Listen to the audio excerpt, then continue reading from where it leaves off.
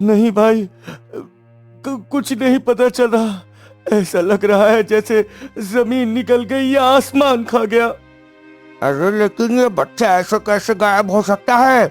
हमारे गांव से कोई बच्चा चुराए, ये तो हमने कभी नहीं सुना। और हम सब भी वीर को कहीं नहीं देखा है। हाँ भाई, अब और इंतजार नहीं किया जा सकता। अगर कोई मदद कर सकता है तो वो हमारे राजा ही हैं। तुमने राज घराने की इज्जत मिट्टी में मिला दिया। एक शिकारी से विवाह, तुम जानती भी हो तुम कौन हो। इस राज्य की राजकुमारी हो तुम, और तुमने मुझे बताए बिना ये सब कर लिया। मेरी हर सांस, हर ख्वाब तुमसे जुड़ गई है अर्जुन। अगर तुमने मुझे ठुकरा दिया तो ये जीवन भी मेरे लिए व्यर्थ होगा।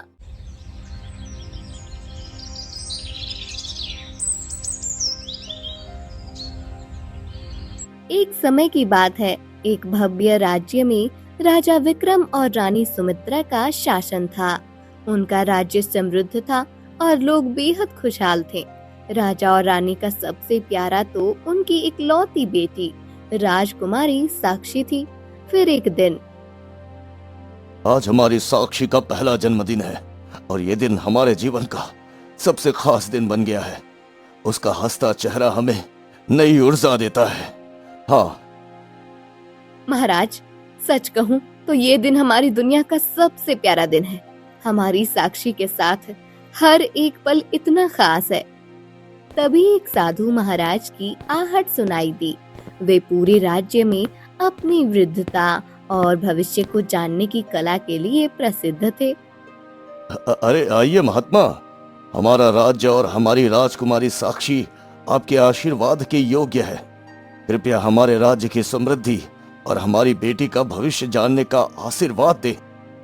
साधु महाराज ने ध्यान मग्न होकर राजकुमारी साक्षी की कुंडली देखी। कुछ पल मौन रहने के बाद, महाराज, ये कुंडली सामान्य नहीं है। आपकी पुत्री का भाग्य कठिन परीक्षा से गुजरेगा। उसका विवाह एक निर्धन युवक से होगा, गिरधर का पुत्र।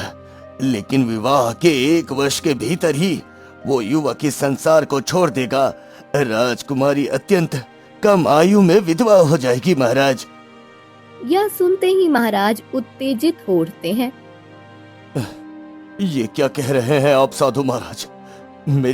मेरी साक्षी, मेरी नन्ही बच्ची विधवा हो जाएगी? ये कैसे हो सकता है? आपका ये कथन असंभव है महाराज, असंभव है। महाराज, मैं जो देखता हूँ वही कहता हूँ। मेरे शब्द कल्पना नहीं है। ये भाग्य का लिखा है जिसे कोई नहीं बदल सकता महाराज। नहीं, मैं अपनी पुत्री को इस भयावह भविष्य की ओर नहीं जाने दूंगा। भाग्य लिखा किसी और ने हो, पर बदलूंगा मैं। देख लेना साधु महाराज, राजा केवल राज्य का नहीं, अपनी संतान का भी भविष्य रच सकता है। राजा बहुत कुछ कर सकता है महाराज, पर जो विधि का विधान है उसे बदलने की शक्ति किसी में नहीं। फिर भी आप प्रयास करें, समय ही बताएगा किसका वचन सत्य था। साधु चुपचाप उठते हैं और वहाँ से चले जाते हैं। महारानी सिंहासन के पास बैठ जाती हैं, चेहरे पर चिंता और भय की छाया लिए। मंत्री भी गहरे विचार में डूबा होता है। क्या ये सच है? क्या साक्षी का भविष्य इतना अंधकारमय है? महारानी, जो साधु महाराज ने कहा वो हल्के में लेने जैसा नहीं है। हमें सच्चाई की जांच करनी होगी। हाँ मंत्री जी, तुरंत गांव जाओ, देखो क्या वास्तव में कोई गिरधर नामक किसान है और क्या उसका पुत्र है, वो सच में मौजूद है क्या?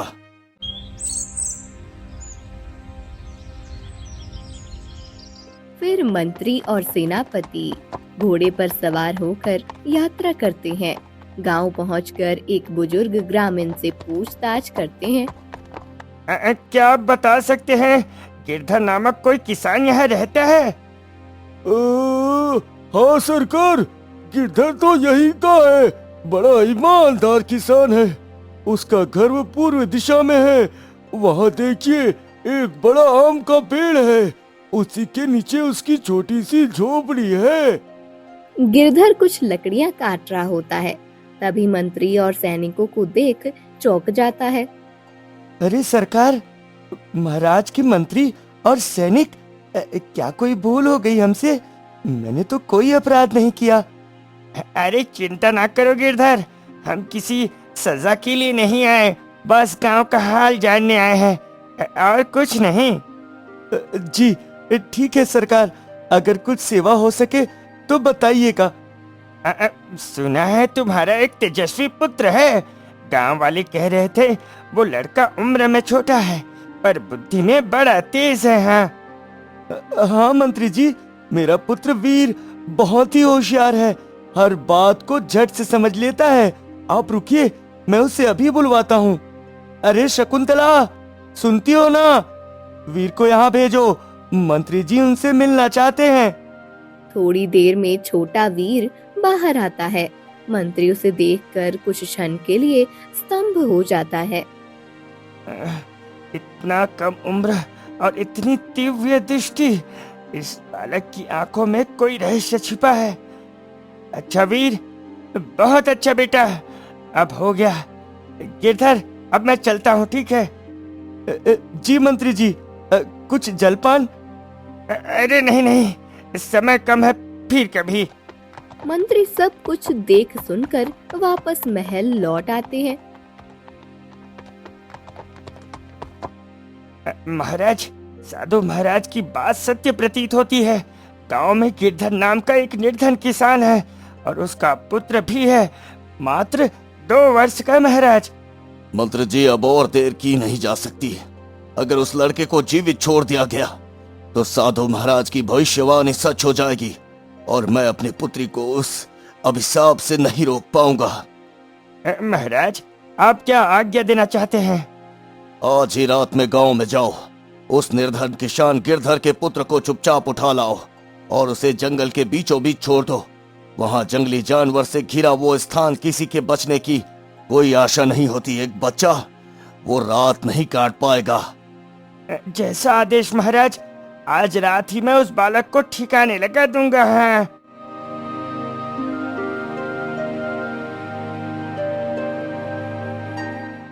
रात होते ही मंत्री और 2 सैनिक चुपचाप गिरधर के घर के पास आते हैं। अरे मंत्री जी, बालक यहीं सो रहा है। धीरे, बिना शोर किए उठाओ, किसी को भनक भी नहीं लगनी चाहिए। हाँ। वे बच्चे को उठाकर जंगल की ओर निकल जाते हैं। भीषण घना जंगल में ले जाकर वीर को जमीन पर रखकर मंत्री गहरी सांस लेता है। माफ करना वीर, पर यह राज्य और राजकुमारी के भविष्य का प्रश्न है बेटा, माफ करना। जैसे ही वह मुड़ता है, झाड़ियों में से खड़खड़ाहट की आवाज आती है। ईश्वर, लगता है कोई जंगली जानवर आ गया, मुझे अब निकलना चाहिए, नहीं तो। वह डर के मारे तेजी से घोड़े पर चढ़ता है और भाग जाता है। कुछ ही देर बाद जंगल में एक शिकारी आता है।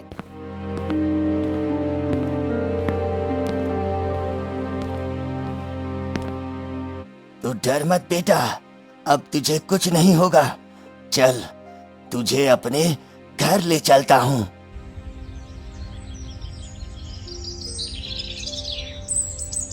शिकारी अपने घर वीर को लेकर आ जाता है और अपनी पत्नी सुषमा से कहता है, अरे सुनती हो भाग्यवान, जल्दी बाहर आओ, देखो तो सही मैं किसे लेकर आया हूँ।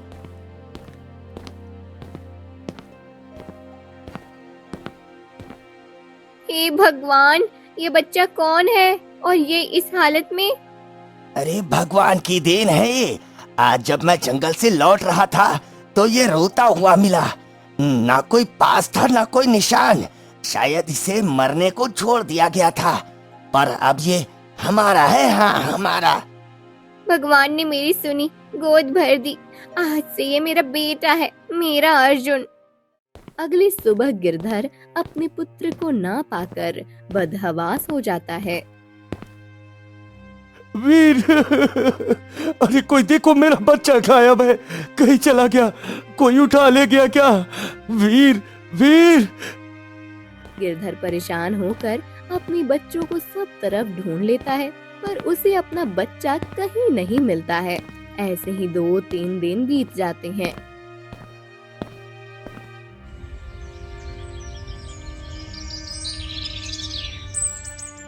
क्या वीर अभी तक नहीं मिला गिरधर? नहीं भाई, कुछ नहीं पता चल रहा। ऐसा लग रहा है जैसे जमीन निकल गई या आसमान खा गया। अरे लेकिन ये बच्चा ऐसे कैसे गायब हो सकता है? हमारे गांव से कोई बच्चा चुराए, ये तो हमने कभी नहीं सुना। और हम सब भी वीर को कहीं नहीं देखा है।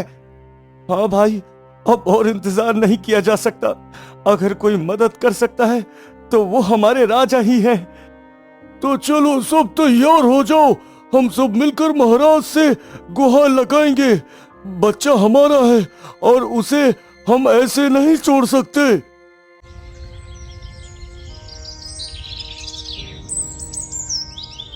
अगले दिन गिरधर दरबार में राजा से मिलने आता है। महाराज, 3 दिन हो चुके हैं।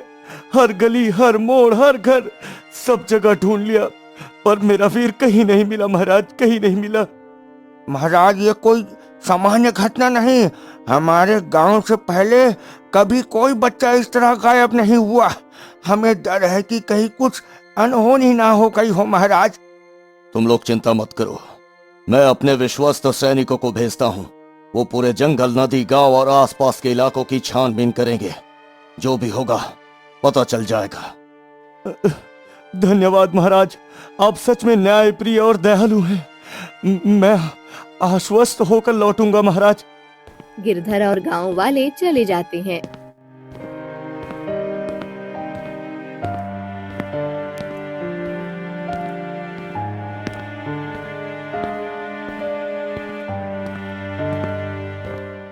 महाराज, ये गिरधर, ये वही नहीं है जिसकी भविष्यवाणी साधु महाराज ने की थी। हाँ रानी, ये वही है, और उसका पुत्र वीर वो वही है जिसके बारे में भविष्यवाणी हुई थी। लेकिन अब वो भविष्यवाणी कभी पूरी नहीं होगी। क्यों महाराज, ऐसा कैसे? क्योंकि मैंने ही उस बच्चे को जंगल में डलवाया था।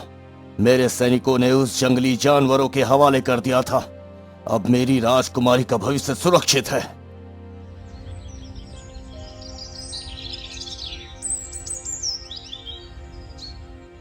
समय बीतता है। राजकुमारी और अर्जुन बड़े हो जाते हैं। एक दिन राजकुमारी अपनी सहेलियों के साथ, पिताजी, आज मौसम कितना सुंदर है ना, ठंडी हवा, नीला आकाश। मैं सोच रही थी कि अपनी सहेलियों के साथ जंगल के उस शांत तालाब तक जाऊं, थोड़ा स्नान करूं, कुछ फल तोड़ लाऊं। नहीं साक्षी, ये कोई साधारण स्थान नहीं जहाँ तुम यूं ही घुमाओ। वो जंगल, वो तालाब, सब कुछ तुम्हें शांत और सुंदर लग सकता है, पर वहाँ अनजाने खतरे छिपे हैं। मैं कैसे इजाजत दे दूं? पिताजी, मैं अब बच्ची नहीं रही, मैं खुद को संभाल सकती हूँ। क्या आप नहीं चाहते कि मैं थोड़ा स्वतंत्र रहूं? विश्वास करिए मुझ पर। तुम्हारी बातों में दम है, पर जानती हो, जब तुम छोटी थी और अपनी नन्ही उंगलियों से मेरी उंगली पकड़ती थी तो लगता था जैसे मेरी पूरी दुनिया पूरी हो गई। और आज भी चाहे तुम कितनी भी बड़ी क्यों ना हो जाओ, मेरी नजर में तुम वही नन्ही साक्षी हो। महाराज, हम सब साथ होंगे, राजकुमारी का पूरा ध्यान रखेंगे, उनकी सुरक्षा में कोई कमी नहीं आने देंगे। हमने हर रास्ता देखा है, किसी प्रकार का डर नहीं है। कृपया अनुमति दें। हम लोग राजकुमारी का अच्छे से ध्यान रखेंगे, कोई कष्ट नहीं होने देंगे। महाराज, कृपया करके हम सबको जाने दीजिए ना। ठीक है, पर तुम अकेले नहीं जाओगी, सेनापति तुम्हारे साथ जाएगा और कोई भी अनुशासन का उल्लंघन नहीं होगा। धन्यवाद पिताजी, आप सबसे श्रेष्ठ हैं। फिर सभी जंगल की तरफ निकल पड़ते हैं।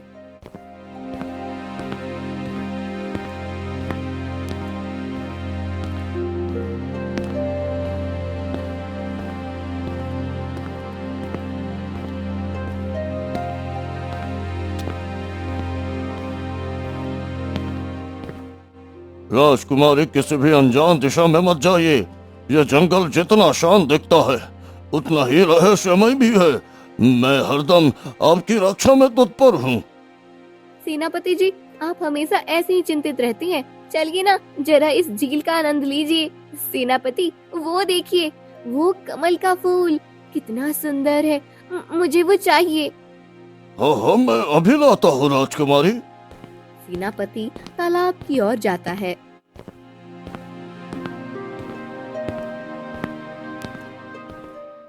चलो अब थोड़ा मजा किया जाए। सेनापति को थोड़ा उलझा देते हैं।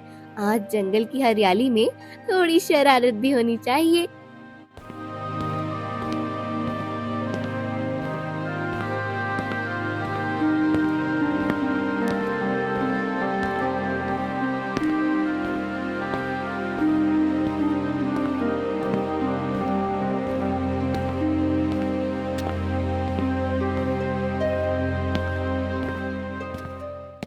हे भगवान, हम कहाँ आ गए? राजकुमारी जी, ये जगह तो मैं भी नहीं पहचान पा रही। लगता है हम बहुत दूर निकल आए हैं। यहाँ से बाहर निकलने का कोई रास्ता दिख रहा है क्या? नहीं, कुछ भी नहीं दिख रहा, सिर्फ पेड़ और ये अजीब सी चुप्पी। अब क्या होगा अगर कोई जंगली जानवर आ गया तो? तभी झाड़ियों से किसी की चलने की आवाज आती है। कौन है वहाँ? बाहर आओ। एक विशाल शेर सामने आ जाता है। शेर? भगवान, ये तो असली शेर है। हम मर जाएंगे। कोई है? कोई हमारी मदद करो। पिताजी, मेरी रक्षा करना। तभी एक तेज तीर शेर की देह में लगता है और वह दहाड़ते हुए झाड़ियों में भाग जाता है। सभी सहेलियां हैरान होकर इधर उधर देखने लगती है। अर्जुन झाड़ियों से बाहर आता है। आप सब इस घने जंगल में क्या कर रही हैं? क्या आपको पता नहीं ये जंगल कितना खतरनाक है? हम तो बस फूल तोड़ने आए थे। फूल तोड़ने? आपको ये बगीचा लग रहा है? ये जंगल है, और वो भी ऐसा जंगल जहाँ हर कदम पर जान का खतरा रहता है। हमें नहीं पता था कि हम इतना अंदर आ जाएंगे। नादानी की भी हद होती है। अगर मैं समय पर नहीं आता तो वो शेर किसी को भी नहीं छोड़ता। आप नहीं आते तो शायद हम बच नहीं पाते। धन्यवाद। धन्यवाद बाद में दीजिएगा, पहले यहाँ से सुरक्षित निकलना जरूरी है। मेरे पीछे चलिए। वैसे आप किस गांव से हैं? वो तो चुप, कुछ मत बोलो। मेरा नाम साक्षी है, पास के गांव से हूँ। बस फूल पसंद आए थे तो चली आई। ये नासमझी है। इस जंगल में जान का जोखिम उठाना समझदारी नहीं। फिर अर्जुन सभी को जंगल से बाहर निकालकर वहाँ से चला जाता है।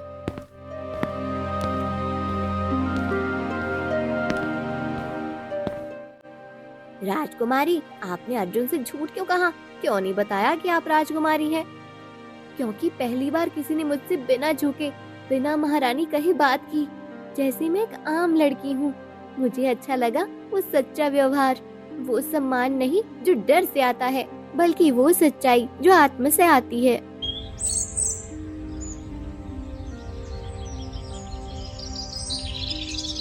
कुछ दिन बीत जाते हैं। फिर राजकुमारी उस जंगल में जाने के लिए अपनी सहेलियों को कहती है, मैं फिर से वहाँ जाना चाहती हूँ। मुझे उस जगह में एक सुकून महसूस होता है। वो अर्जुन, वो मुझे फिर मिलेगा। लेकिन साक्षी, क्या तुम नहीं समझती? वो जंगल फिर जानलेवा भी हो सकता है। हम उस दिन सिर्फ किस्मत से बचे थे। कभी कभी कुछ मुलाकातें बार बार मांगती हैं। मैं जाऊंगी अकेले। फिर राजकुमारी छुपते छुपाते अकेले जंगल की तरफ निकल पड़ती हैं।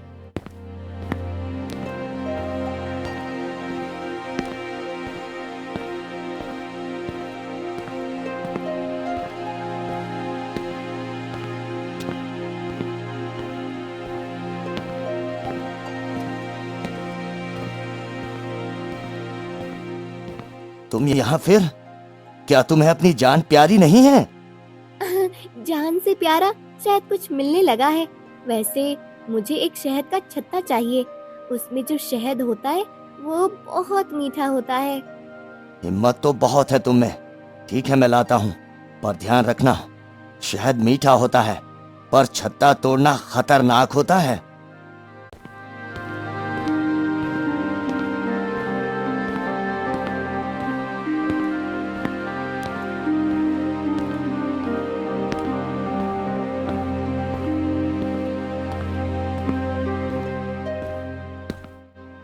अर्जुन पेड़ पर चढ़कर शहद लाता है। साक्षी स्वाद लेकर खा रही है। बहुत स्वादिष्ट है, बिल्कुल तुम्हारे जैसे। सच्चा, सीधा और खास। अर्जुन, क्या मैं कुछ पूछ सकती हूँ? हाँ, बोलो। अगर कोई तुम्हारे जीवन में आए, बिना कुछ बताए, बिना नाम, बिना पहचान, बस मन से, और कहे कि तुम्हें पसंद करती है, तो तुम क्या कहोगे? मैं नहीं जानता, ये सब मेरे लिए नया है। मैं बस एक शिकारी हूँ। पर दिल की दुनिया अलग नहीं होती अर्जुन। वहाँ ना महल होता है ना झोपड़ी, बस भावनाएं होती हैं। अर्जुन, आज मैं तुम्हें एक बहुत बड़ा सच बताने जा रही हूँ। मैं कोई साधारण लड़की नहीं हूँ, मैं एक राजकुमारी हूँ, राजा चंद्रसेन की पुत्री। पर तुमसे जो प्रेम है ना, वो सबसे सच्चा है। राजकुमारी, तुम मुझसे मजाक कर रही हो ना? नहीं, मैं एक शिकारी हूँ, जंगल में पलने वाला। तुम्हारी दुनिया, तुम्हारा स्तर, सब कुछ मुझसे बहुत ऊपर है। अर्जुन, प्रेम कोई उच्च नीच नहीं देखता, दिल सिर्फ दिल पहचानता है, और मेरा दिल तुम्हें चुन चुका है। अगर तुमने मेरा प्रेम नहीं स्वीकारा, तो मैं कभी महल वापस नहीं जाऊंगी। साक्षी घुटनों पर गिर जाती है, आंसू बहाती है। मेरी हर सांस, हर ख्वाब तुमसे जुड़ गई है अर्जुन। अगर तुमने मुझे ठुकरा दिया, तो ये जीवन भी मेरे लिए व्यर्थ होगा। अर्जुन उसे उठाता है और उसके आंसू पोंछते हुए कहता है, मत रो, मत कहो ऐसा। मैं खुद को कितना भी छोटा समझूं, पर तुम्हारे प्रेम की गहराई को अब नकार नहीं सकता। हाँ साक्षी, अब मैं भी तुमसे प्रेम करता हूँ, बहुत गहरा, बहुत सच्चा। फिर ऐसे ही कुछ दिनों तक चुप चुप कर राजकुमारी साक्षी और अर्जुन दोनों मिलने लगते हैं।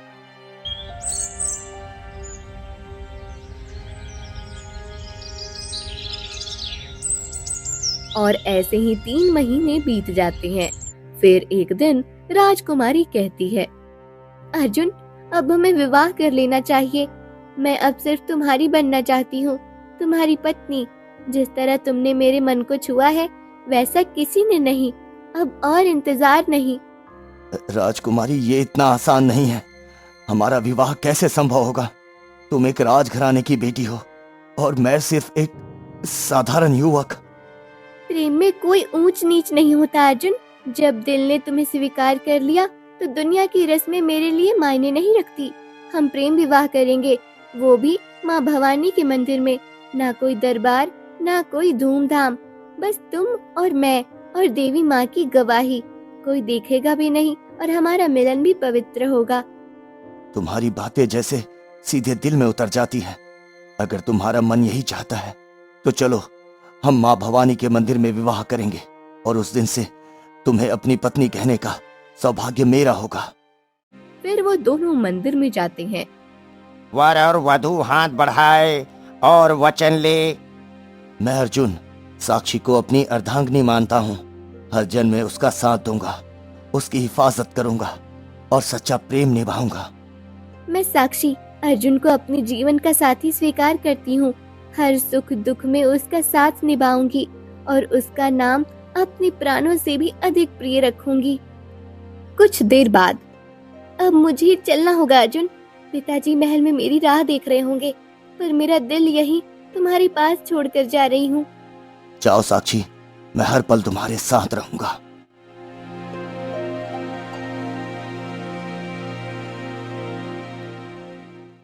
फिर राजकुमारी महल लौट जाती हैं। पुत्री, तुम कहाँ से आ रही हो इतनी रात को? माँ, वो मोती के घर गई थी। उसकी माँ बीमार थी, देखना जरूरी था। अब वो ठीक है। अच्छा, ठीक है, जाओ अपने कक्ष में। साक्षी अपने कक्ष में चली जाती है।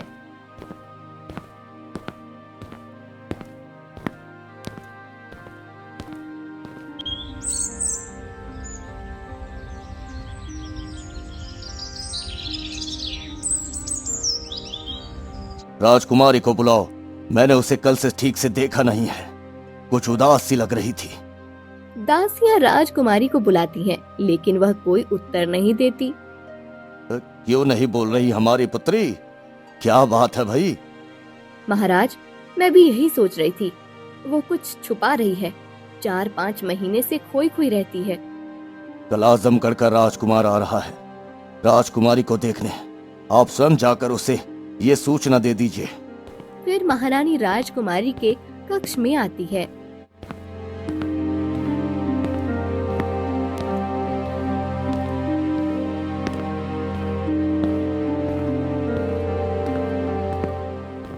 कल आजमगढ़ का राजकुमार आ रहा है तुम्हें पसंद करने, विवाह की चर्चा के लिए। हे ईश्वर, मैं तो पहले से ही विवाह कर चुकी हूँ अर्जुन से, अब क्या होगा?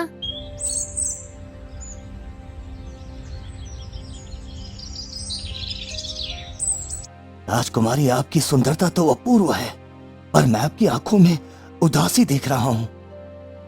कभी कभी कुछ यादें आंखों में ठहर जाती हैं राजकुमार, पर आपसे मिलकर अच्छा लगा।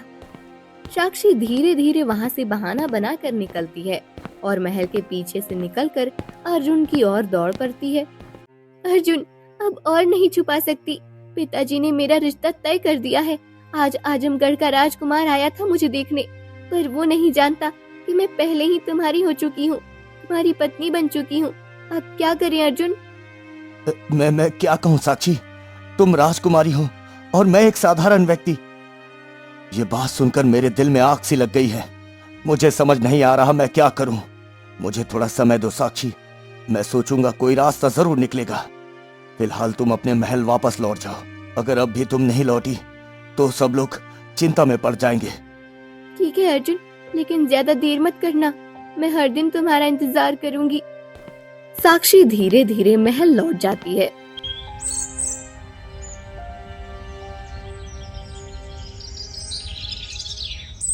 दो महीना बीत चुका था। राजमहल सभा कक्ष। आजमगढ़ के राजा का आगमन हुआ।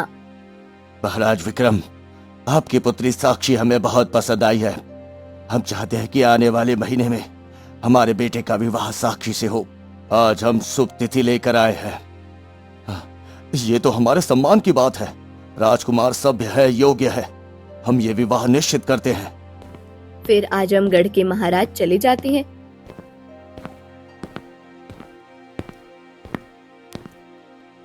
महाराज, अब तो साधु महाराज की वो भविष्यवाणी भी मिथ्या प्रतीत हो रही है, जो कह रहे थे कि राजकुमारी के जीवन में कोई अनहोनी घटना घटेगी। देखिए, अब सब कुछ मंगलमय हो रहा है। विवाह तय हो गया, संबंध भी राशि और उत्तम है महाराज। मंत्री जी, आपने सही कहा। मैं राजा हूँ। राजाओं का भाग्य खुद उनके फैसलों में लिखा जाता है। कोई साधु महात्मा मेरे घर का भविष्य नहीं बदल सकता। मैंने अपनी बेटी के भाग्य की रेखा खुद खींच दी है। अब कोई भी उसका रुख मोड़ नहीं सकता।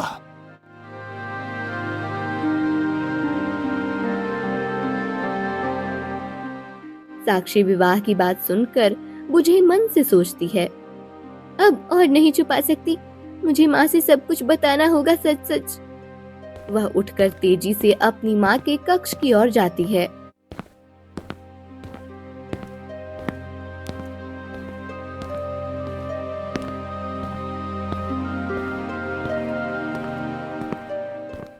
बेटी, इतनी रात को सब ठीक तो है ना?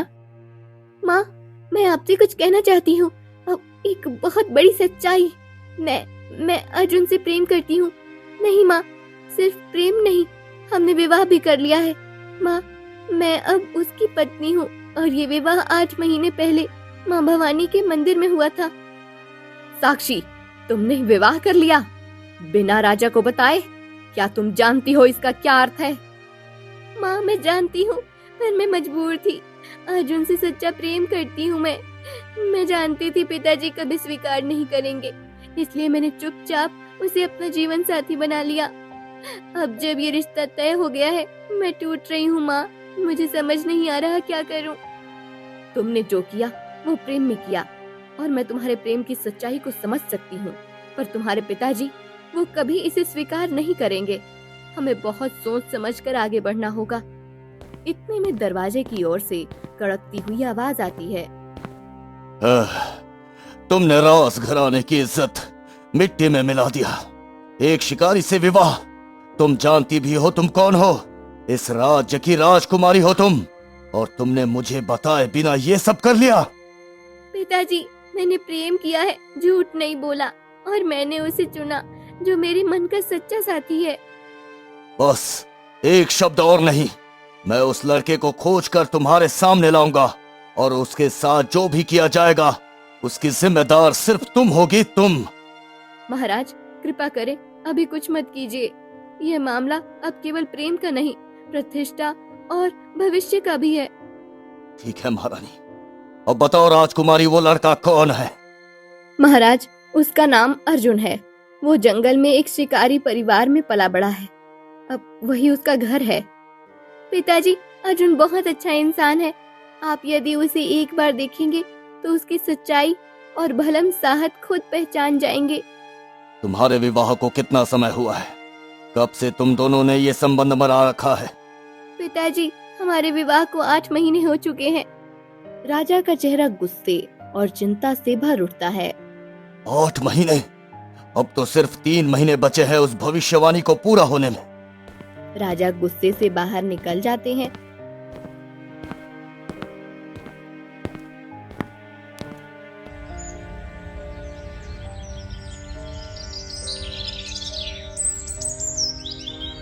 महाराज, क्या हुआ? आप इस तरह अचानक? मंत्री, अब तो साधु महाराज की हर वाणी सच होती प्रतीत हो रही है। राजकुमारी का विवाह 8 महीने बीत चुके हैं, बस 3 महीने विधवा होने से बचा है। हे भगवान, अब क्या करें महाराज? कोई उपाय नहीं सोचता। मैं जंगल जा रहा हूँ उस अर्जुन से मिलने। राजा जंगल में शिकारी के पास पहुंचते हैं। तो तुम हो यहाँ के शिकारी, बताओ तुम्हारे परिवार में कौन कौन है? महाराज, मेरा नाम शंभू है, मेरी पत्नी पुष्पा और एक बेटा अर्जुन है। अर्जुन कहाँ है वो इस वक्त? महाराज, आज सुबह शिकार पर निकला था, यही पास के जंगल में गया है, बस आता ही होगा महाराज। इतने में अर्जुन आ जाता है। राजा की निगाह अर्जुन पर पड़ती है। वो चौंकते हैं। उसकी चाल, उसकी आंखें, कुछ तो पहचाना सा लगता है। प्रणाम महाराज, मैंने कुछ गलत किया तो मुझे क्षमा करें महाराज। बताओ तुमने मेरी पुत्री से कैसे संपर्क साधा? क्या जादू किया तुमने उस पर? महाराज, मैंने कोई छल नहीं किया। हम दोनों ने एक दूसरे को दिल से चाहा है और विवाह भी किया। मैं जानता था ये आसान नहीं होगा, पर मेरा प्रेम सच्चा है महाराज। क्या तुम उसकी खुशी के लिए अपनी जान दे सकते हो? हर पल, हर सांस उसी के नाम है महाराज। यदि मेरी जान उसकी रक्षा में आ जाती है तो वो मेरा सौभाग्य होगा महाराज। शिकारी, क्या ये तुम्हारा असली पुत्र है? नहीं महाराज, ये तो मुझे जंगल में मिला था, बहुत छोटा था, मैंने इसे उठाकर अपना लिया। राजा के हाथ कांपने लगते हैं। मंत्री पास आकर धीरे से कहते हैं, महाराज, साधु की एक एक कही बात अब सत्य होती प्रतीत हो रही है महाराज।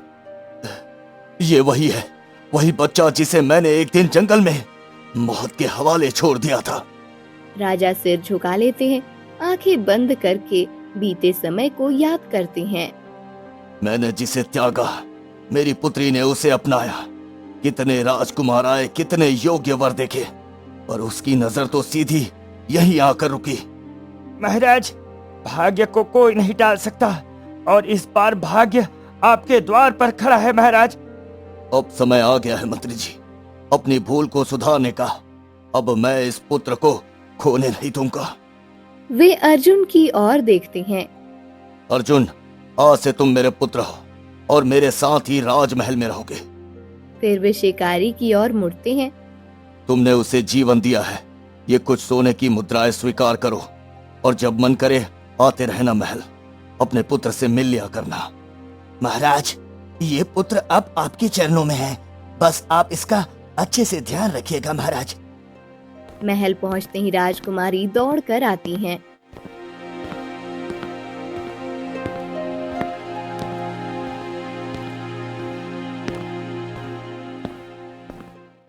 पिताजी, आपने अर्जुन को स्वीकार कर लिया।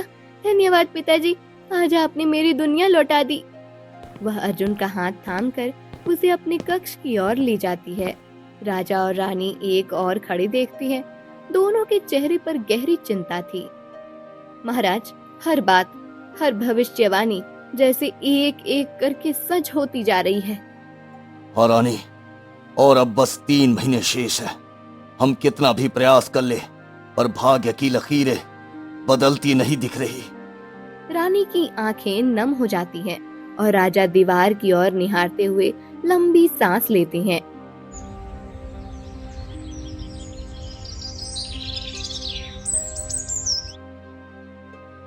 आज अर्जुन को महल से बाहर नहीं जाने देना। उसे कोई भी वस्तु छूने मत देना। अर्जुन अचानक कुछ उठाने जाता है, पांव फिसलता है, सिर पर चोट लगती है, वहीं उसकी मृत्यु हो जाती है। राजा दौड़ कर आते हैं, अर्जुन को मृत देखकर फूट फूट कर रोते हैं। अर्जुन, अर्जुन, कोई है? राजवैद्य को बुलाओ तुरंत, राजवैद्य को बुलाओ। हे देव, क्या हुआ हमारे अर्जुन को? राज्यवैद्य अर्जुन की नब्ज जांचते हैं। पूरे महल में सन्नाटा छा जाता है। महाराज, अर्जुन अब इस दुनिया में नहीं रहा महाराज। नहीं, ये नहीं हो सकता। मेरी बेटी का जीवन, उसका प्रेम सब उजड़ गया। ये नहीं हो सकता। अर्जुन! वो अर्जुन के पास गिरती है और बेहोश हो जाती है। राजवैद्य, हमारी पुत्री को देखिए। राज्यवैद्य राजकुमारी की जांच करते हैं, फिर कुछ क्षण बाद चुपचाप सिर झुकाकर कहते हैं, महाराज, आपकी पुत्री गर्भवती है महाराज। यह सुनते ही राजा का हृदय जैसे टुकड़े टुकड़े हो जाता है। वे उठकर दरवाजे की ओर बढ़ते हैं। तभी वही साधु फिर दरबार में प्रवेश करते हैं।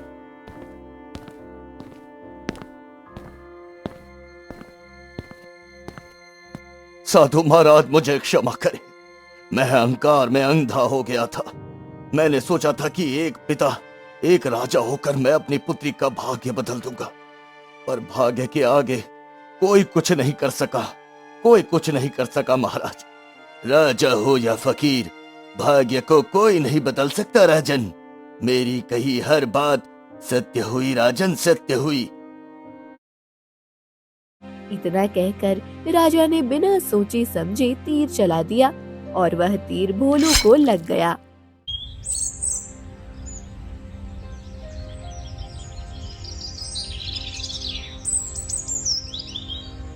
सुजानगढ़ नाम का एक सुंदर राज्य था। उस नगर में राजा विश्वजीत और रानी पद्मा का राज था। दोनों के विवाह को कई वर्ष बीत गए थे, लेकिन फिर भी उनकी कोई संतान नहीं थी। रानी पद्मा चाहती थी कि राजा दूसरा विवाह कर ले। महाराज, हमारे विवाह को इतना वर्ष बीत चुका है और हमारी कोई संतान नहीं है। यदि आप चाहें तो दूसरा विवाह कर लें, ताकि इस राज्य को एक राजकुमार मिल सके। नहीं रानी पद्मा, मैं संतान के लिए दूसरा विवाह नहीं करूंगा। यदि ईश्वर ने इस जन्म में मेरे लिए संतान लिखे हैं, तो उनकी माता सिर्फ आप होंगी, आप। इतना कहकर राजा राज दरबार में चले जाते हैं और प्रजा की समस्याओं को सुनने लगते हैं। तभी राज दरबार में एक किसान भागता हुआ वहाँ पर आता है। बचा लीजिए महाराज, बचा लीजिए। जंगली भेड़िया मेरे बच्चे को उठा कर ले गया है। वो हर रोज हमारे गांव में आता है और बच्चों को लेकर चला जाता है। बचा लीजिए महाराज, बचा लीजिए। क्या मंत्री जी, आपने हमें पहले क्यों नहीं बताया इस विषय के बारे में? क्या आपको इसकी जानकारी नहीं थी कि नगर में कोई भेड़िया घूम रहा है? क्षमा करें महाराज, राज दरबार के काम इतने अधिक होते हैं कि मैं आपको बताना भूल गया था कि आजकल नगर में एक जंगली भेड़िया का आतंक छाया हुआ है महाराज। मंत्री जी, समस्या चाहे कुछ भी हो, लेकिन हमारे लिए प्रजा सबसे ऊपर है। किसान, तुम चिंता मत करो। मैं आज ही जंगल जाकर उस दुष्ट भेड़िया का शिकार कर लूंगा, ताकि मेरी प्रजा खुशहाली से रह सके। राजा अपना धनुष उठाते हैं और जंगल की ओर निकल जाते हैं, ताकि वह जंगली भेड़िए का शिकार कर सके। महाराज, मैंने सुना है वो जंगली भेड़िया बहुत खतरनाक है। आप वहाँ पर अकेले मत जाइए महाराज, मैं भी आपके साथ चलूंगा। नहीं मंत्री जी, उस भेड़िया का शिकार मैं स्वयं करूंगा। जो हमारे नगर के छोटे छोटे बच्चों को उठा ले जाता है, आज उसका मरना निश्चित है। इतना कहकर राजा जंगल की ओर निकल पड़ते हैं। वह जंगल में उस खूंखार भेड़िया की तलाश में होते हैं। तभी उन्हें वह दिखाई देता है। तो यही है वो खूंखार भेड़िया जो मेरे नगर के बच्चों को उठा ले जाता है। अब मैं इसे नहीं छोड़ूंगा, नहीं छोड़ूंगा मैं इसे। राजा के हाथ में तीर और धनुष देखकर भेड़िया वहां से भागने लगता है और राजा उसका पीछा करने लगते हैं। भेड़िया आगे जाकर एक झाड़ी में छुप जाता है। यदि मैं सामने से जाऊंगा तो भेड़िया मुझे देखकर भाग जाएगा। मुझे छुपकर जाना चाहिए, और जैसे ही भेड़िया इस नदी पर पानी पीने आएगा, मैं तीर चला दूंगा। उस जंगल में भोलू अपनी बूढ़ी माँ के साथ छोटी सी कुटिया बनाकर रहा करता था। वह दिन रात अपनी बीमार माँ की सेवा किया करता था। बेटा, मुझे बहुत तेज प्यास लगी है, नदी से थोड़ा सा पानी ला दो ताकि उसे पीकर मेरी प्यास बुझ सके। तुम चिंता मत करो माँ, मैं अभी जाता हूँ और नदी से पानी भर कर लाता हूँ। हाँ। इतना कहकर भोलू मटका उठाता है और नदी की तरफ चला जाता है। वह नदी में मटका डालकर पानी भरने लगता है। लगता है भेड़िया पानी पीने आ चुका है। यही सही समय है, अब मुझे तीर चला देना चाहिए। हाँ। इतना कहकर राजा ने बिना सोचे समझे तीर चला दिया और वह तीर भोलू को लग गया। मुझे तीर किसने मारा? मैं भला किसी का क्या बिगाड़ा हूँ? मुझे इस तरह क्यों मारा? मुझे इस तरह क्यों मारा? अरे, ये तो किसी मनुष्य की आवाज लगती है। मुझे उसके पास चलकर देखना चाहिए। राजा जैसे ही भोलू के पास जाकर देखता है कि तीर दरअसल किसी भेड़िया को नहीं बल्कि इंसान को लग गया है। राजा को अपने कार्य पर बहुत पछतावा होता है। मुझे क्षमा कर दो बच्चे, मैंने बिना सोचे समझे तुम पर तीर चला दिया। मैं तो यहाँ पर एक भेड़िए का शिकार करने आया था, लेकिन न जाने ये सब कुछ कैसे हो गया। मुझे क्षमा कर दो बेटे। राजा देखता है कि भोलू की मृत्यु हो चुकी है। राजा को अपनी करनी पर बहुत पछतावा होता है। तभी वह देखता है कि एक बूढ़ी स्त्री धीरे धीरे नदी की तरफ आ रही है। भोलू बेटा, भोलू बेटा, पानी लेने में इतना समय क्यों लग रहा है? भोलू बेटा, अरे कहाँ रह गया तू? मेरा तो जी घबरा रहा है। यह कहती हुई बूढ़ी स्त्री नदी के किनारे आकर खड़ी हो जाती है। वह देखती है कि उसका बेटा मृत पड़ा हुआ है और राजा के हाथों में तीर धनुष है। वह समझ जाती है कि उसके बेटे की मृत्यु का कारण राजा ही है। दुष्ट राजा, तुम्हें शर्म नहीं आई? तुमने मेरे बेटे की हत्या कर दी। मुझ बूढ़ी से उसका इकलौता सहारा छीन लिया। तुम राजा बनने के योग्य नहीं हो। मुझे क्षमा कर दो माता, ये सब कुछ अनजाने में हुआ है। मैंने जानबूझकर आपके बेटे के प्राण नहीं लिए हैं। मैं जीवन भर आपका बेटा बनकर आपके घर पर रहूंगा और आपकी सेवा करूंगा।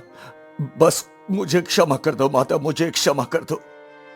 हट जा, मैं तुझे श्राप देती हूँ। जिस प्रकार मैं अपने 20 वर्ष की बेटे की मृत्यु देख रही हूँ, एक दिन तुम्हारा बेटा भी 20 वर्ष का होगा और तुम उसकी मृत्यु देखोगे। मैं तुम्हें क्षमा नहीं कर सकती। बुढ़ी स्त्री राजा को श्राप दे देती है। राजा महल वापस आते हैं, लेकिन वह बहुत ज्यादा सोच में डूबे होते हैं। उन्हें समझ नहीं आता कि वह इसे श्राप समझे या वरदान। मैं किसी भंवर में फंस गया हूँ। उस माता ने मुझे संतान होने का वरदान दिया, लेकिन उसकी मृत्यु निश्चित करके उसे श्राप में बदल दिया।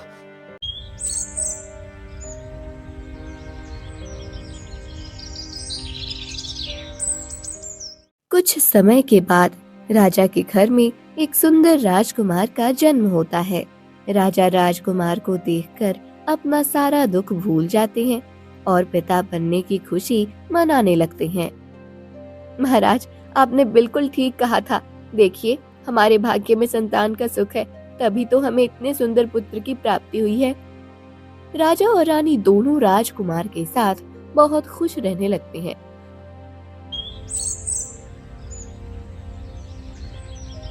कुछ ही समय में राजकुमार 20 वर्ष के हो जाते हैं और राजा को राजकुमार के लिए बहुत ज्यादा डर लगने लगता है। महामंत्री, राजकुमार की सुरक्षा बढ़ा दो। अगले 1 साल तक उन्हें कहीं भी जाने आने की अनुमति नहीं है। वो किसी भी शस्त्र को हाथ नहीं लगा सकते और एक वैद्य हमेशा उनके साथ होना चाहिए। राजा राजकुमार को पूरी तरह से सुरक्षित रखना चाहते थे, इसलिए उन्होंने राजकुमार को महल में कैद कर दिया था।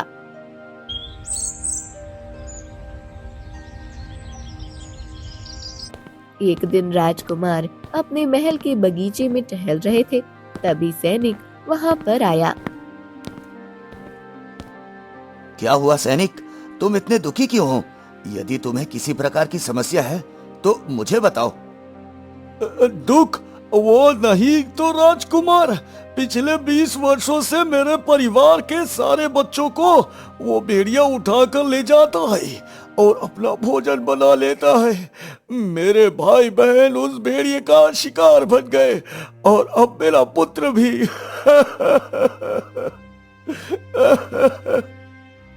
तुम चिंता मत करो, मैं उस भेड़िए को खत्म करके तुम सबको मुक्त कर दूंगा। आज के बाद से वो नगर के किसी भी व्यक्ति को अपना शिकार नहीं बना सकेगा। हाँ। नहीं राजकुमार, आपको जंगल जाने की अनुमति नहीं है। आप उस भेड़िए के पास बिल्कुल मत जाइएगा, वो बहुत खतरनाक है महाराज, बहुत खतरनाक। इस प्रकार सैनिक राजकुमार से बात करके वहां चला जाता है, लेकिन राजकुमार के मन में उस भेड़िए का शिकार करने की इच्छा जाग जाती है। अब तो चाहे कुछ भी हो जाए, मैं उस भेड़िए को खत्म करके ही रहूंगा। हाँ। राजकुमार बिना किसी को बताए जंगल की ओर चला जाता है।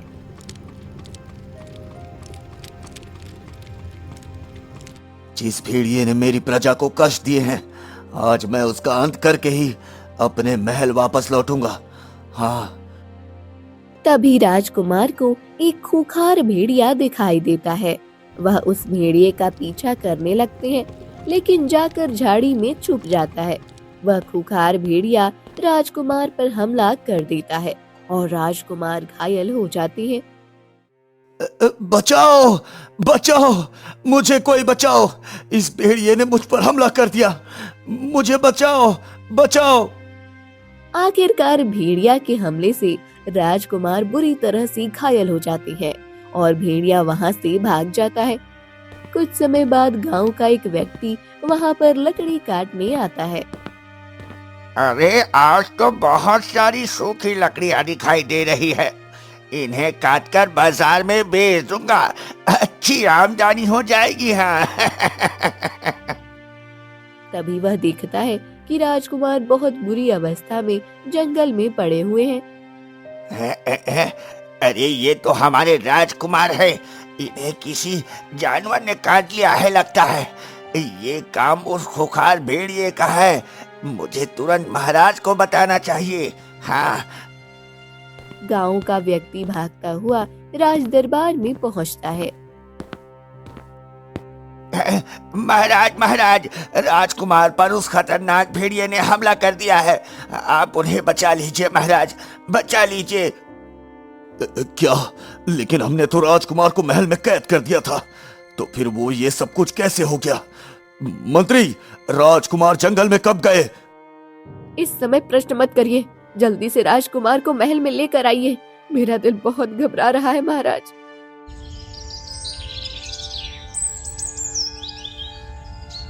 राजकुमार को महल में ले आया जाता है, जहां उनकी स्थिति बहुत ज्यादा खराब होती है।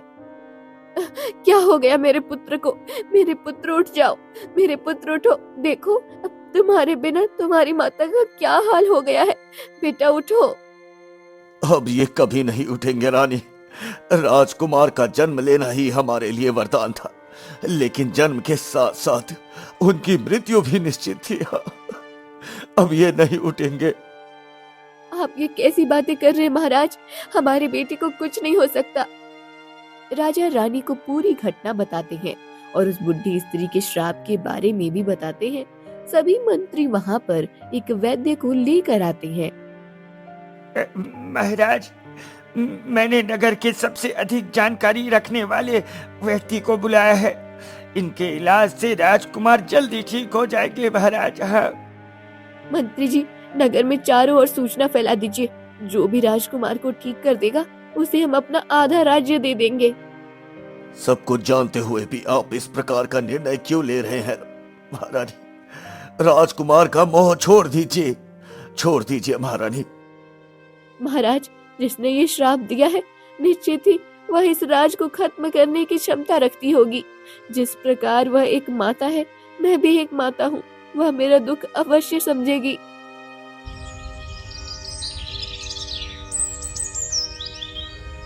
राजा और रानी दोनों अपने कुलगुरु से मिलने जाते हैं। मैंने सुना है महाराज कि राजकुमार पर एक खूंखार भेड़िए ने हमला कर दिया था।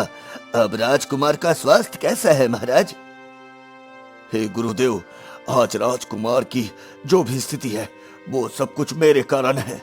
वर्षों पहले मुझसे जो भूल हुई थी उसका दंड मेरे पुत्र को मिल रहा है। कृपया करके हमें कोई मार्ग दिखाइए साधु महाराज। राजा साधु को पूरी घटना बताते हैं। साथ ही उस बुढ़ी स्त्री के पुत्र की मृत्यु और उस श्राप के बारे में भी बताते हैं।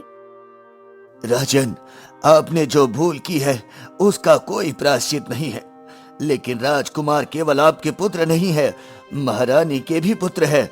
इसलिए यदि महारानी चाहे तो श्राप को खत्म किया जा सकता है। हाँ। साधु राजा और रानी दोनों का उपाय बताते हैं। हे साधु महात्मा, आपने जो उपाय बताया है मैं वो जरूर करूंगी और अपने पुत्र को जीवन दान अवश्य दिलाऊंगी। उधर जंगल में बुढ़ी स्त्री अकेली रहती है। मेरा कोई सहारा नहीं है। अब तो पानी भी स्वयं भरना है और भोजन भी स्वयं बनाना है।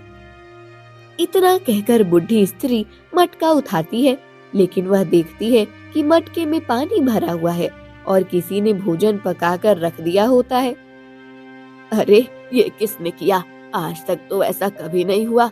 लगता है ये सब कुछ मैंने ही किया था, लेकिन शायद मैं भूल गई थी। अब प्रतिदिन जब भी बूढ़ी स्त्री उठती है तो वह देखती है कि उसके मटके में पानी भरा हुआ है और साथ ही भोजन पकाकर रखा हुआ है। पिछले 1 महीने से ना जाने कौन मेरे घर के काम कर जाता है। यह मेरा वहम नहीं हो सकता। निश्चित ही कोई आसपास है जो मेरे ऊपर नजर रखता है। मुझे पता लगाना होगा। बुढ़ी स्त्री एक हथियार लेती है और अपना हाथ काट लेती है। हाँ, अब जब इस घाव से मुझे तकलीफ होगी तब नींद नहीं आएगी और मुझे पता चल जाएगा कि कौन है जो मेरे घर के काम करके जाता है।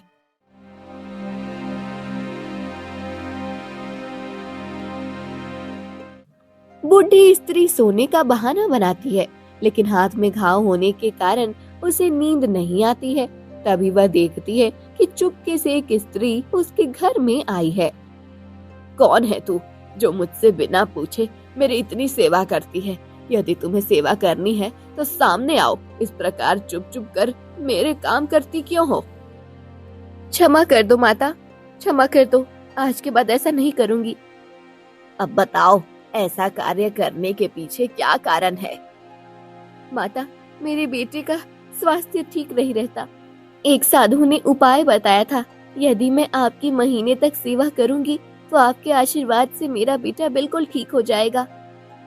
ठीक है, यदि मैं तुम्हारी सेवा से प्रसन्न हुई तो निश्चित ही मैं तुम्हारे बेटे को आशीर्वाद दूंगी। इस प्रकार वो स्त्री बुढ़ी स्त्री के घर में रहने लगती है और दिन रात उसकी सेवा करती है। उसे किसी भी प्रकार की कोई समस्या नहीं आने देती है। आखिरकार 3 महीने पूरे होते हैं।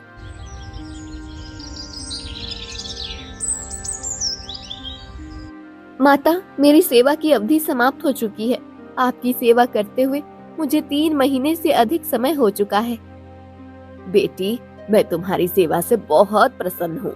बताओ, तुम्हें क्या चाहिए? माता, मेरे बेटे को आयुष्मान होने का आशीर्वाद दे दो। ठीक है, तेरा बेटा 100 वर्षों तक जिए, यह मेरा आशीर्वाद है। यह सिक्का मेरी तरफ से अपने बेटे को दे देना, वह जल्द ही स्वस्थ हो जाएगा। जब बुढ़ी स्त्री आशीर्वाद दे देती है तब स्त्री कहती है, धन्यवाद माता, धन्यवाद। आखिरकार आपके आशीर्वाद से अब मेरा राजकुमार जीवित हो जाएगा और 100 वर्ष तक जिएगा। तभी राजा, मंत्री और साधु सभी वहाँ पर आते हैं। तुम तो वही दुष्ट राजा हो जिसने मेरे पुत्र को मारा था। मैं तुम्हारा चेहरा कभी नहीं भूल सकती। चले जाओ यहाँ से।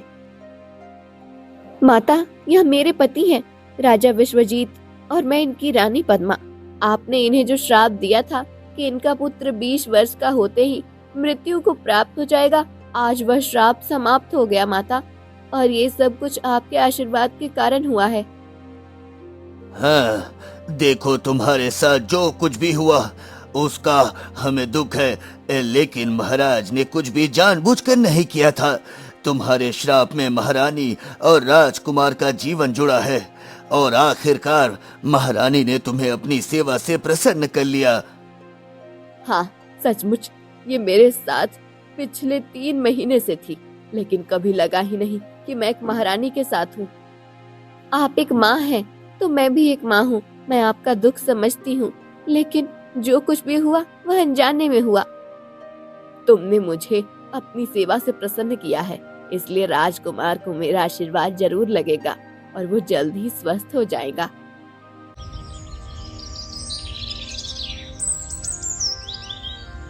इस प्रकार राजा रानी सभी वहाँ से प्रसन्न होकर महल लौट आते हैं।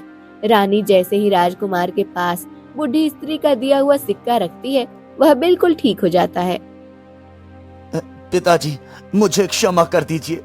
मैंने किसी को नहीं बताया और जंगल चला गया ताकि उस भेड़िया को खत्म कर सकूं, लेकिन अचानक उसने मुझ पर हमला कर दिया। पिताजी, मैं जानता हूं मेरे बहादुर बेटे, लेकिन आज के बाद से जो कुछ भी करना वो सोच समझ कर करना।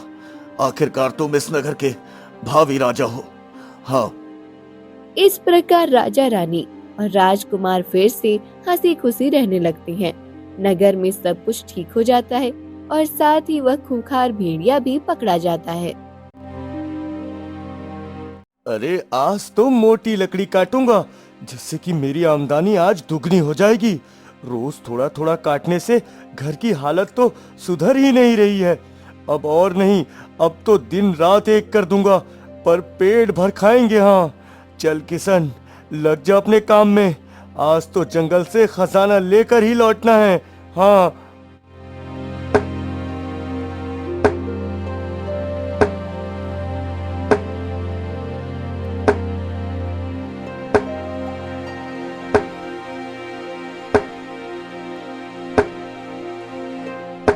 हाय राम, बदन में जान ही नहीं बची, पर क्या करूं, मेहनत से ही तो घर चलता है। अब थोड़ा रेस्ट कर लेता हूँ, फिर गट्ठर बांध कर निकलना है। माधवी भी कितना कुछ सहती है, उस मुस्कान के लिए तो कुछ भी कर सकता हूँ। कुछ देर बाद किशन लकड़ियां बांधकर शहर की ओर जाता है।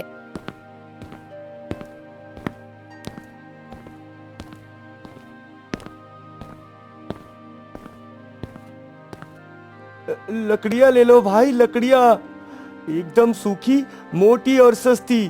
किशन से सस्ता माल कोई नहीं देगा पूरे बाजार में। लकड़ियाँ ले लो। सेठ दुकान से बाहर आता है।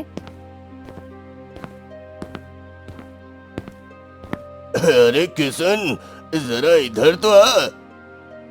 जी हुक्म करो सेठ जी, लकड़ी चाहिए क्या? कितने का दे रहा है आज? ज्यादा नहीं सेठ जी, सिर्फ 15 रुपए का एक गट्ठर। माल देखिए, एकदम सूखा और वजनदार है। एक बार जलाओगे तो पूरा तंदूर गर्म हो जाएगा। हाँ। अच्छा ठीक है, चल 10 में दे दे।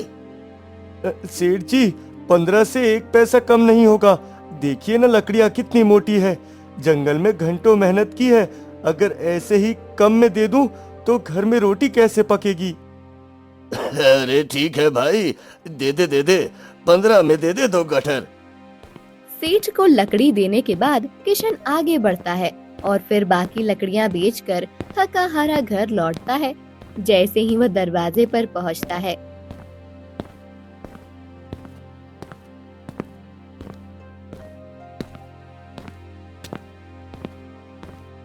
क्या जी, सुबह से लेकर अब शाम हो गई, कुछ कमाई हुई भी या फिर वही रोज का 10-20 लेकर आ गए? बताओ क्या हुआ आज? माधवी, आज 5 गट्ठा लकड़ियां बिकी हैं, पूरे 75 रुपए हुए हैं माधवी। हाँ, अच्छा है किशन, जितना मिला उतना ही बहुत है। आप कुछ दाल, थोड़ा चावल और नमक ले आइए। ठीक है भाग्यवान, मैं लेकर आता हूँ। किशन राशन लेने चला जाता है। दुकान पर पहुंचता है।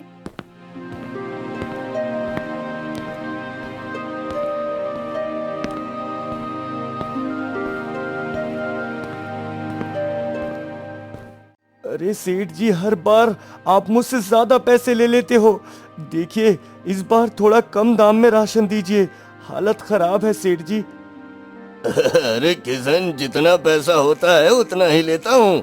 मैं किसी भी अमीर बाप का बेटा नहीं हूँ, मेरा भी धंधा है और मुझे भी घर चलाना पड़ता है भाई। हाँ, मैं ठगता नहीं, उचित दाम ही लेता हूँ, तभी तो सब मेरे पास आते हैं। हाँ, ठीक है सेठ जी, दीजिए 1 किलो दाल, 2 किलो आटा और 2 किलो चावल। बताइए कितने हुए? अरे भैया, ये तो पूरे 75 रुपए हुए हैं। लो, यही थे मेरे पास, राशन में ही समा गए। एक दिन सोचता हूँ माधवी को मंदिर ले जाऊंगा, लेकिन हर बार ये चावल, दाल, आटा ही किस्मत की लकीरों में लिखा मिलता है। फिर किशन राशन लेकर घर पहुंचता है।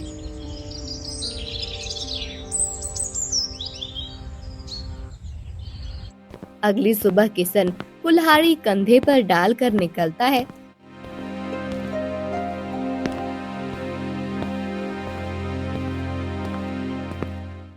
उफ, आज तो एक भी ठीक ठाक लकड़ी नहीं मिली, सब पतली पतली टहनियां हैं। इसमें क्या ही लकड़ी निकलेगी। मुझे तो एक दमदार मोटा तगड़ा पेड़ चाहिए, जिससे एक बार में ढेर सारी लकड़ियां मिल जाए। चलो, जंगल में थोड़ा और भीतर चलता हूँ, शायद कोई काम का पेड़ मिल जाए। हाँ,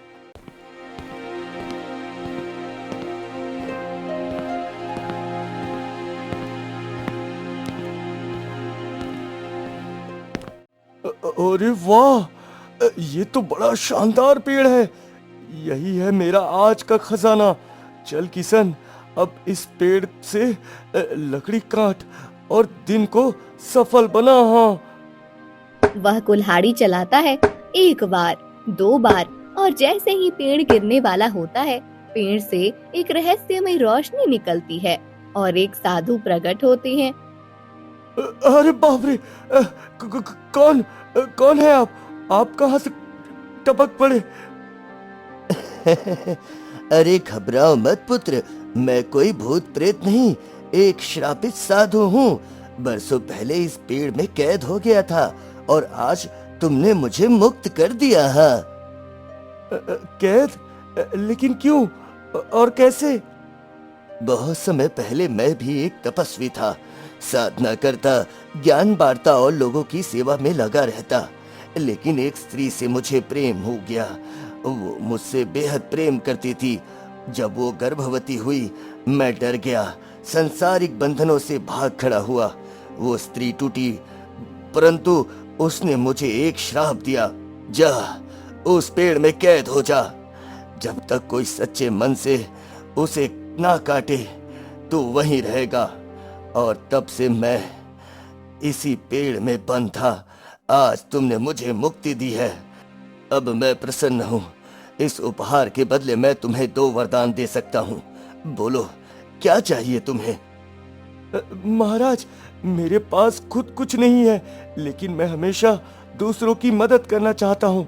मुझे ऐसा धन चाहिए कि मैं जरूरतमंदों की मदद कर सकूं, किसी का दुख दूर कर सकूं महाराज।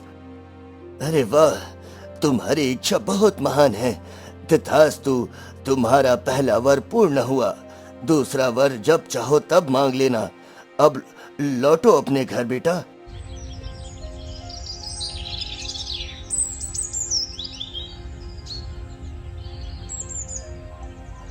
किशन जैसे ही अपने गांव की तरफ बढ़ता है, जब वह अपनी झोपड़ी की जगह पहुंचता है तो दृश्य देखकर उसकी आंखें फटी रह जाती हैं। ये क्या? ये तो मेरा घर नहीं है, ये तो कोई महल है, महल। अंदर से माधवी रेशमी साड़ी में गहनों से लदी हुई बाहर आती है। जी आप आ गए, देखिए तो जरा ये सब कैसे हो गया। हमें तो समझ ही नहीं आ रहा, हम इतने अमीर कब हो गए। देखिए मेरी ये बनारसी साड़ी, इसमें तो मैं सचमुच महारानी लग रही हूँ। अरे भाग्यवान, मुझे भी यकीन नहीं हो रहा। ये सब तो जैसे कोई सपना है, पर लगता है अब ये सपना सच हो गया।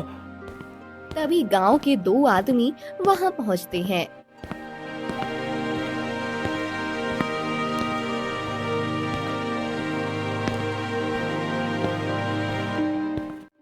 अरे यहाँ तो किशन की झोपड़ी हुआ करती थी, ये महल जैसे घर कहाँ से आ गया?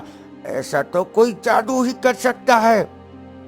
पता नहीं यार, हम तो कल ही इधर से निकले थे और तब तो यहाँ झोपड़ी थी। अरे किशन, ये सब कैसे हुआ भाई? रातों रात ये झोपड़ी महल में कैसे बदल गई? कुछ नहीं भाई, सब मेहनत का फल है। दिन रात एक कर दिया था, बस उसी का नतीजा है ये सब। अरे मेहनत तो हम सब भी करते हैं, लेकिन ऐसा चमत्कार तो नहीं होता हर किसी के साथ। हाँ भाई, हर किसी की किस्मत और वक्त अलग होता है। अपना काम करो, दूसरों की थाली में मत झांको। जो मिला है उसी से खुश रहो। हाँ। दोनों आदमी वहां से चले जाते हैं।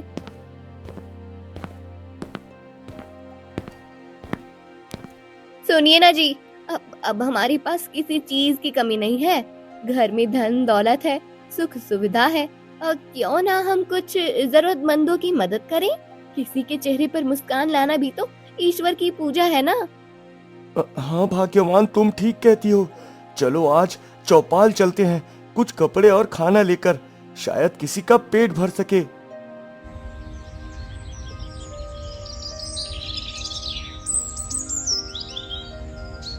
अरे गांव वालों, इधर आओ, देखो मैं आप सबके लिए कुछ लेकर आया हूँ। कपड़े हैं, खाने हैं, अब बच्चे के लिए मिठाई भी है। अरे किशन बेटा, पहले तो तू लकड़ियां बेचकर गुजारा करता था, अब इतना सब कैसे हो गया? दान देने लायक दौलत कहाँ से आ गई तेरे पास? काका, जो मिल रहा है उसमें खुश रहिए। आम खाइए, गुठलियां मत गिनिए। कहाँ से आया ये सवाल छोड़ दीजिए, बस दुआ दीजिए कि ये हाथ अब औरों की मदद कर पाए। इसी तरह किशन सभी जरूरतमंदों की मदद करता रहता है।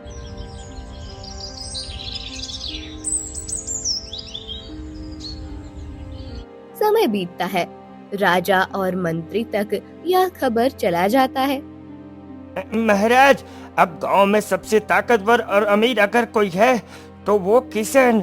उसकी शोहरत गांव की हर गली में गूंज रही है, लोग उसकी पूजा करने लगे हैं। अगर यही चलता रहा तो एक दिन वो हमारे लिए खतरा बन सकता है। हाँ। अगर वो इसी तरह गांव की मदद करता रहा तो हमारी प्रतिष्ठा और सत्ता दोनों पर असर पड़ेगा। फिर कोई हमारी बात क्यों मानेगा? कुछ करना होगा, कुछ करना होगा मंत्री जी। महाराज, मैं आज ही कुछ अपने विश्वास पात्रों को भेजकर ये पता लगवाता हूँ कि किशन के पास इतना धन दौलत कहाँ से आया। कोई तो रहस्य होगा इसके पीछे। हाँ ठीक है मंत्री जी, उस किशन की हर गतिविधि पर नजर रखे, हमें सच जानना जरूरी है। सैनिक कई दिनों तक गांव में घूमता रहा, छाया की तरह किशन के पीछे पीछे चलता रहा, लेकिन ना तो किसी संदिग्ध आदमी से उसकी मुलाकात हुई, ना कोई छुपी हुई बात सामने आई। सब कुछ सामान्य था, सिवाय एक चीज के। बस माधवी, अब और नहीं। मैंने बहुत कुछ बांट दिया गांव वालों को, लेकिन अब किसी को कुछ नहीं दूंगा। अगर हम सब दे देंगे तो हमारे बच्चों का क्या होगा? अब पर सुनिए ना, हमने तो हमेशा यही सीखा है कि जो मिला है उसमें दूसरों को भी हिस्सा दो। अब लोगों की दुआओं में जो सुकून है वो किसी दौलत में नहीं। अब सुकून से पेट नहीं भरता माधवी। अब बस अपना ध्यान रखना है। ये गांव वाले केवल लेने आते हैं, देने कोई नहीं आता। तभी एक कमजोर भूखी विधवा औरत आती है। उसके साथ 2 छोटे बच्चे थे। भैया, बच्चों को 3 दिन से ठीक से खाना नहीं मिला। थोड़ा सा आटा दे दो, कुछ रोटियां ही दे दो। भगवान तुम्हारा भला करेगा। जाओ यहाँ से, अब कुछ नहीं मिलेगा। जो देना था दे चुका। अब मेरे पास खुद के लिए भी बचाना है। सब बांट दिया भिखारियों में मैंने। माँ, भूख लगी है माँ। बेटा, शायद अब भगवान ही हमारी मदद करेगा। चलो यहाँ से, चलो। सैनिक ये सब देख रहा होता है। चुपचाप लौटकर दरबार पहुँचता है।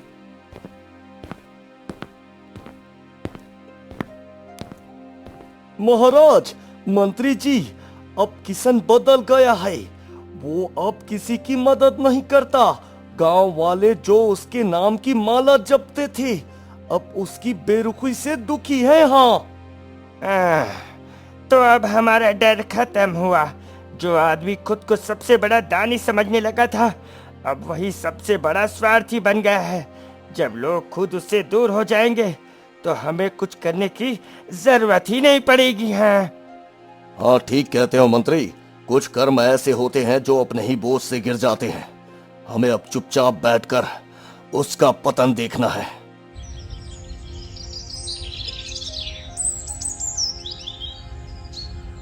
गांव के लोग धीरे धीरे किशन से दूर होने लगते हैं। अरे, पहले तो ये किशन सबके सुनता था, अब तो बात तक नहीं करता। लगता है दौलत ने इसका दिल बदल दिया है। हाँ, अब इसे पैसों की भूख लगी है।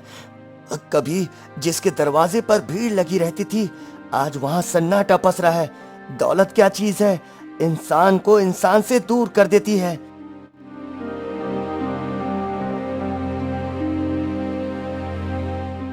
उसी रात तीनों चोर घर के बाहर खड़े होते हैं।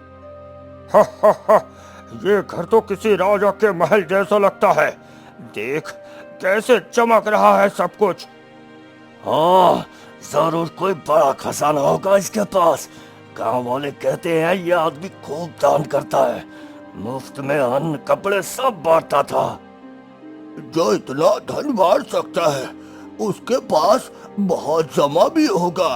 आज की रात हमारी किस्मत खुल जाएगी। हाँ, तो फिर देर किस बात की, चुपचाप अंदर चलते हैं। जो मिलेगा सब हमारा। तीनों दबे पांव घर के अंदर घुस आते हैं और मोहन को अपने कब्जे में कर लेते हैं। ओ बाहर निकल, हम जानते हैं तुम यही छुपा है। देख, तेरे घर का हर कोना देखा हमने। बहुत कुछ जमा कर रखा है तूने। अगर अपने बेटे की जान प्यारी है तो जो कुछ भी है सारा खजाना हमारे हवाले कर दे। तुम लोग इंसान नहीं, दरिंदे हो दरिंदे। मेरे घर में घुसकर मेरे बेटे को धमका रहे हो। कौन हो तुम? क्या चाहते हो? मेरे घर में घुसने की हिम्मत कैसे हुई? अब तेरे पास ज्यादा वक्त नहीं है। अपने बेटे को जीवित देखना चाहते हो तो जैसा मैं कहता हूँ ऐसा करो। अगर एक भी चालाकी की तो ये चाकू सीधे इसके दिल में उतरेगी। हाँ, नहीं, हमारे बच्चों को कुछ मत करना। किशन जो ये कहे सब दे दो, बस हमारे मोहन को बचा लो। ठीक है, मैं खजाने की चाबी लाता हूँ। रुको। वह मुड़ता है और जैसे ही चोर की नजर हटती है, वह पीछे से एक डंडा उठाकर चोर के साथी पर वार करता है। एक चोर घायल होकर गिरता है, बाकी 2 चोर भड़कते। तूने हमारे साथी पर हाथ उठाया, अब उसका अंजाम भुगतने के लिए तैयार हो जा। हम चोर हैं, अपना हिसाब बराबर करना नहीं भूलते। तू समझता क्या है खुद को, हैं? वह मोहन को चाकू मार देता है। मोहन तड़प कर जमीन पर गिर जाता है। नहीं नहीं, मोहन क्या कर दिया? चोर जेवर और धन लूट कर भाग जाते हैं। तूने देखा ना, तेरे उस धन के कारण मेरा लाल, मेरा जिगर खून में लथपथ पड़ा है। अगर तू उन वक्त उन्हें धन दे देता तो शायद आज मेरा बेटा हंसता हुआ मेरी गोद में होता, लेकिन नहीं, तुझे अपनी दौलत प्यारी थी, मेरा बच्चा नहीं। माधवी, मैं तो बस उन्हें रोकना चाहता था, मारना नहीं चाहता था। पर अब तू जीत गया ना किशन। देख, तेरी दौलत तेरा साथ दे रही है और तेरा बेटा तुझसे दूर जा रहा है।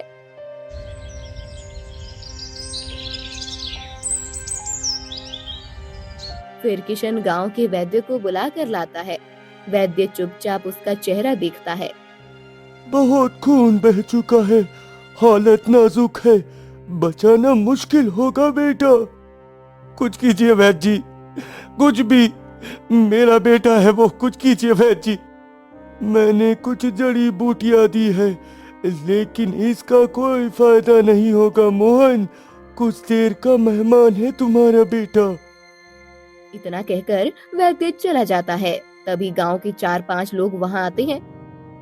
हे भगवान, ये मोहन है ना, मरा पड़ा है, और माधवी बहू वो बेहोश है, वो भी पूरी तरह। किशन, तेरे कर्मों का फल तुझे नहीं, तेरे परिवार को मिल रहा है। तू पहले कितना नेक था, लेकिन इस दौलत ने तुझे अंधा बना दिया। अरे सब कुछ गंवा दिया तूने लालच में, हाँ सब कुछ। अब क्या बचा तेरे पास? न बेटा, न सुख, न घर की हंसी। तू तो बर्बाद हो गया किशन, तू तो बर्बाद हो गया। चलो भाइयों, अंतिम संस्कार की तैयारी करो। अब मोहन इस दुनिया में नहीं रहा। किशन चुपचाप बैठा रहता है। फिर अचानक उठकर चिल्ला पड़ता है। बस करो, मेरे जले पर नमक मत छिड़को। जो भुगत रहा हूँ वो तुमसे कोई नहीं समझ सकता। चलो जाओ यहाँ से, छोड़ दो मुझे मेरे दर्द के साथ। मेरे पास अब कुछ नहीं बचा, कुछ भी नहीं। तभी उसे एक ही बात याद आती है, साधु महाराज की बात। किशन रोते हुए जंगल की ओर दौड़ता है। उसी पेड़ के पास पहुंचता है। साधु महाराज, अगर आप मेरी पुकार सुन सकते हो तो कृपा करो साधु महाराज, कृपा करो। साधु प्रकट होती हैं। बोल किशन, अब क्या चाहिए तुझे? मुझे नहीं चाहिए महाराज, बस मेरी पूरी जिंदगी लौटा दो। वो झोपड़ी, वो लकड़ियां, वो सुकून। मैं फिर से लकड़हारा बनना चाहता हूँ, जो खुशी से जीता था, जो प्यार करता था। तेरा पश्चाताप सच्चा है पुत्र। अब तुझे वही मिलेगा जो तूने खो दिया था, पर इस बार उसे संभाल कर रखना। एक प्रकाश की लहर उठती है। सब कुछ मिट जाता है, महल, धन, वैभव। किशन की आँख खुलती है। वह जंगल में उसी पेड़ के नीचे लकड़ी काट रहा था। हे भगवान, मैं फिर से वहीं आ गया। वही जंगल, वही पेड़, वही मेरी कुल्हाड़ी और वही सुकून। आपने मेरी आंखें खोल दी प्रभु। धन दौलत का सपना तो बस एक छलावा था, लेकिन आपने मुझे असली अमीरी का मतलब समझाया। परिवार, प्यार और सच्चा सुख ही अच्छी अमीरी है। किशन, जिसको जो मिलता है उसमें ही संतोष पाना सबसे बड़ा सुख है। अधिक पाने की लालसा अक्सर हमें वो छीन लेती है जो पहले से हमारे पास होता है। धन जरूरी है, पर उससे बढ़कर प्रेम, अपनापन और ईमान है। मुझे सीख मिल गई बाबा। अब मैं उस झूठे वैभव की ओर कभी नहीं भागूंगा। मुझे मेरी सच्ची दौलत मिल गई है, मेरे लोग, मेरा श्रम, मेरी सादगी। अब मैं अपनी सच्ची जिंदगी को खुशी से जीऊंगा। हर दिन मेहनत करूंगा और हर रात चैन से सोऊंगा। हाँ।